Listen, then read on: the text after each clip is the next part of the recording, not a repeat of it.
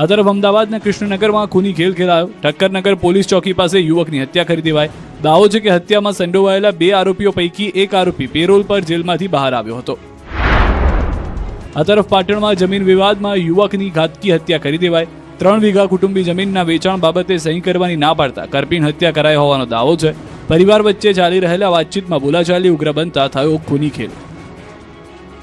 સુરતમાં એમબીબીએસના વિદ્યાર્થી સાથે મારામારી. વેરાવળમાં યુવકને તાલિબાની સજા. સુરતની સ્મીમેર હોસ્પિટલના હોસ્ટેલ બહારનો આ વિડીયો છે, જ્યાં કેટલાક લોકો એમબીબીએસના વિદ્યાર્થીને મારીને અધમુઓ કરી દીધો.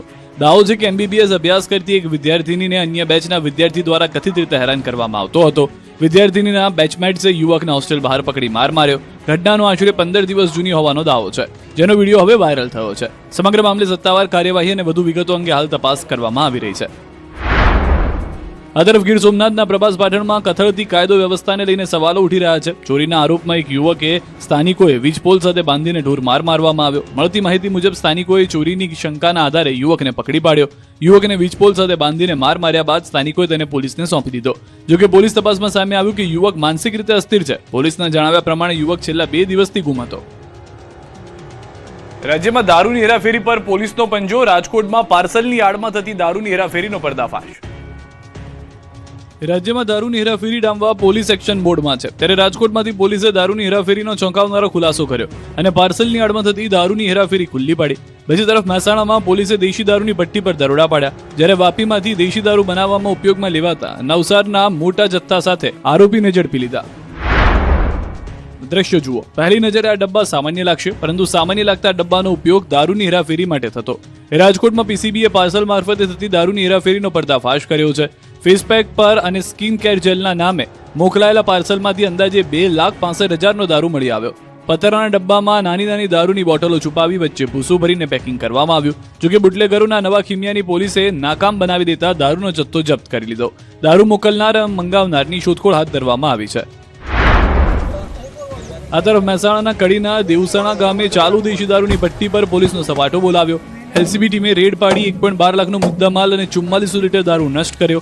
મહેસાણા એલસીબી ટીમે કડીના દેવસણા ગામે તળાવ કિનારે આવેલી બાવળની જાળીઓમાં દરોડા પાડ્યા. પોલીસે સ્થળ પરથી 4400 લીટર વોશ અને પ્લાસ્ટિકના 23 મોટા પીપ સહિત કુલ 1.12 લાખ રૂપિયાનો પ્રોહિબિશનનો મુદ્દામાલ ઝડપી પાડ્યો. પોલીસે તમામ સામગ્રી અને દેશી દારૂ બનાવવાનો વોશ સ્થળ પર જ નાશ કર્યો.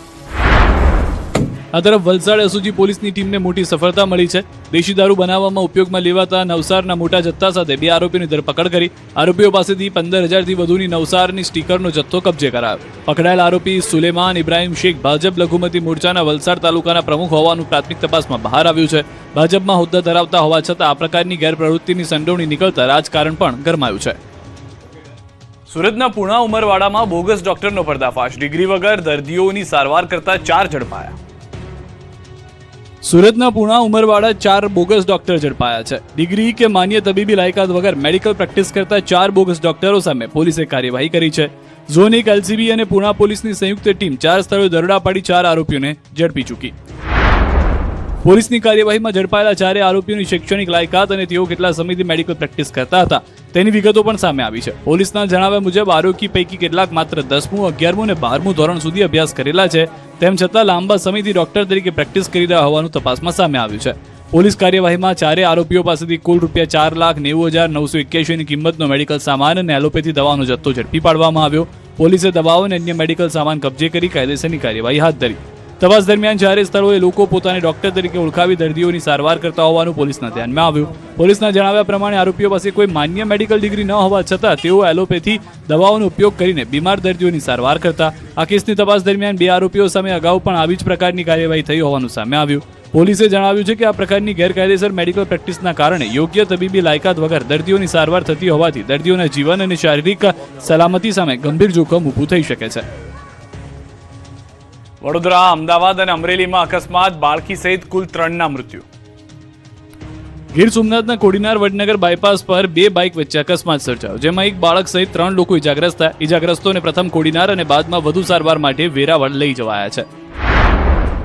વડોદરાના માણેજા ક્રોસિંગથી જાંબુઆ તરફ જતા રસ્તા પર બાઇક ચાલકે મહિલા અને 2 બાળકીઓને અડફેટે લીધી, જેમાં એક બાળકીનું મોત થયું. રાત્રિના સમયે પૂરપાટ ઝડપે પસાર થતા બાઇક ચાલકે મહિલા અને બાળકીઓને ટક્કર મારી, જેના પગલે સમગ્ર વિસ્તારમાં અફરાતફરી મચી ગઈ. દુર્ઘટના બાદ ઇજાગ્રસ્ત ત્રણેયને હોસ્પિટલ લઈ જવાયા હતા, જ્યાં તબીબોએ એક બાળકીને મૃત જાહેર કરી. રક્ષાબંધનની પૂર્વ રાત્રિએ જ બાળકીનું મોત થતા પરિવારજનોમાં શોકનો માહોલ ફેલાયો.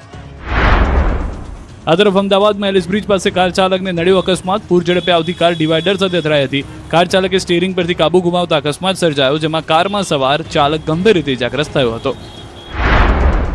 આ તરફ અમરેલીના જાફરાબાદ તાલુકાના નાગેશ્રી ચૌત્રા માર્ગ પર મોડી રાત્રે અકસ્માત સર્જાયો. ટ્રેક્ટર અને બાઇક વચ્ચે અકસ્માત સર્જાયો, જેમાં 2 લોકોના મોત થયા. બાઇક સવાર બંને યુવાનોએ ઘટના સ્થળે જ દમ તોડ્યો. અમદાવાદની આનંદ નિકેતન સ્કૂલમાં મલાલાના પુસ્તકને લઈને વિવાદ. બજરંગ દળ અને રાજકીય કાર્યકરો વચ્ચે બોલાચાલી. यहाँ पे बुक रीडिंग सेशन चल रहा है. आपका नाम क्या है? અમદાવાદના બોપલ વિસ્તારમાં આવેલી આનંદ નિકેતન સ્કૂલમાં મલાલા યુસુફના પુસ્તકને લઈને વિવાદ સર્જાયો. બજરંગ દળના વિરોધ બાદ સ્કૂલમાં વિદ્યાર્થીઓને પુસ્તકનું વાંચન બંધ કરાવવામાં આવ્યું હોવાનો દાવો કરવામાં આવ્યો. જોકે આ પુસ્તકનું વાંચન ફરી શરૂ કરાવવાની માંગ સાથે કેટલાક રાજકીય કાર્યકરો અને નેતાઓ વસ્ત્રાપુરના ઓડા ગાર્ડન ખાતે એકત્ર થયા. આ દરમિયાન બજરંગ દળના કાર્યકરો પણ સ્થળ પર પહોંચ્યા હતા. બંને પક્ષ સામસામે આવતા ઉગ્ર બોલાચાલી થઈ અને બાદમાં ધક્કામુક્કીની સ્થિતિ સર્જાઈ. આક્ષેપ છે કે કેટલાક લોકોનો ટપલી દાવ પણ કરવામાં આવ્યો. સમગ્ર ઘટનાને પગલે ઓડા ગાર્ડન ખાતે થોડા સમય માટે તંગદિલીનો માહોલ સર્જાયો. ઘટનાની જાણ થતાં પોલીસ કાફલો તાત્કાલિક સ્થળ પર પહોંચ્યો. પોલીસે બંને પક્ષોને સમજાવી મામલો થાળે પાડ્યો અને સ્થિતિ પર કાબુ મેળવ્યો હતો.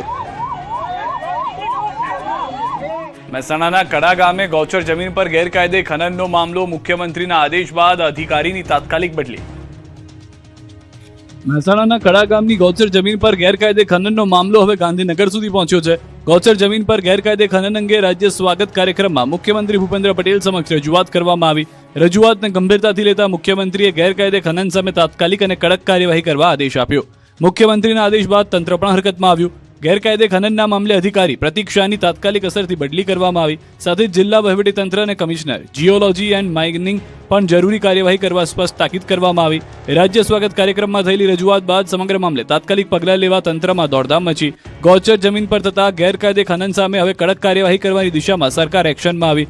મુખ્યમંત્રીના આદેશ બાદ ગેરકાયદે ખનન પર કેટલો અંકુશ આવે છે અને આગળ તંત્ર દ્વારા શું કાર્યવાહી કરવામાં આવે છે તેના પર સૌની નજર રહેશે. ગુજરાતમાં ચાંદીપુરા વાયરસની ચિંતાજનક સ્થિતિ. 324 શંકાસ્પદ કેસમાં 42 દર્દીઓના રિપોર્ટ પોઝિટિવ, 28ના મોત. ગુજરાતમાં ચાંદીપુરા વાયરસને લઈને ચિંતાજનક સ્થિતિ સામે આવી છે. 30 જૂનથી અત્યાર સુધીમાં રાજ્યમાં ચાંદીપુરા વાયરસના કુલ 324 શંકાસ્પદ કેસ નોંધાયા. આ તમામ 324 શંકાસ્પદ દર્દીઓના નમૂના લેબોરેટરી તપાસ માટે મોકલવામાં આવ્યા, જેમાંથી અત્યાર સુધીમાં 314 નમૂના પરીક્ષણ પરિણામ સામે આવ્યા છે. પરીક્ષણમાં કુલ 42 દર્દીઓના ચાંદીપુરા વાયરસના રિપોર્ટ પોઝિટિવ આવ્યા. ચિંતાની વાત એ છે કે ચાંદીપુરા વાયરસની સંક્રમિત 28 દર્દીઓના મૃત્યુ થયા, જોકે હજુ પણ 10 નમૂનાના પરીક્ષણ પરિણામ આવવાના બાકી છે. આંકડાઓ સામે આવતા ચાંદીપુરા વાયરસને લઈને આરોગ્ય તંત્રની ચિંતા વધી છે. હવે બાકી રહેલા 10 નમૂનાના રિપોર્ટ અને નવા શંકાસ્પદ કેસો પર આરોગ્ય વિભાગની નજર રહેશે. રાજ્યમાં ચાંદીપુરા વાયરસના સંક્રમણને રોકવાની શંકાસ્પદ દર્દીઓની સમયસર સારવાર માટે તકેદારી વધુ મહત્વપૂર્ણ બની છે. માની જશે મેઘરાજા. 1 સપ્ટેમ્બર બાદ વાતાવરણમાં પલટાની શક્યતા. 12 સપ્ટેમ્બરથી વધી શકે છે વરસાદનું જોર. તારીખ 3 થી 10 સપ્ટેમ્બરમાં વરસાદ થવાની શક્યતા રહેશે. જન્માષ્ટમી ઉપર છાંટાછૂટી થવાની શક્યતા રહેશે. ગુજરાતમાં આગામી દિવસોમાં ફરી વરસાદનું જોર વધવાની આગાહી કરવામાં આવી છે. હવામાન નિષ્ણાંત અંબાલાલ પટેલના અનુમાન મુજબ 1 સપ્ટેમ્બરની આસપાસ રાજ્યના હવામાનમાં પલટો આવી શકે છે. આગામી જન્માષ્ટમીએ પણ રાજ્યમાં મેઘમહેરની અંબાલાલ પટેલે આગાહી કરી છે. ઉપરાંત તેમણે 12 સપ્ટેમ્બરથી વરસાદનું જોર વધવાની શક્યતા વ્યક્ત કરી છે. હવામાન નિષ્ણાંતનું માનીએ તો રાજ્યના જે વિસ્તારોમાં હજુ વરસાદ બાકી છે ત્યાં પણ વરસાદ પડવાની શક્યતા